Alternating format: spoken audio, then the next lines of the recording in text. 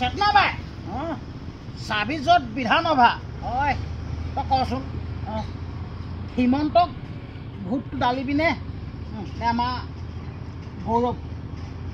তই মোক যে সেইষাৰ প্ৰশ্ন কৰিবলৈ তই কি দৰকাৰ মোক মই যাকে নিদিওঁ ভোটটো তোৰ দৰকাৰ নাই নহয় মই এতিয়া কি চিটুৱেশ্যন চলি আছে মই জানো আৰু মহিলা হয় আমি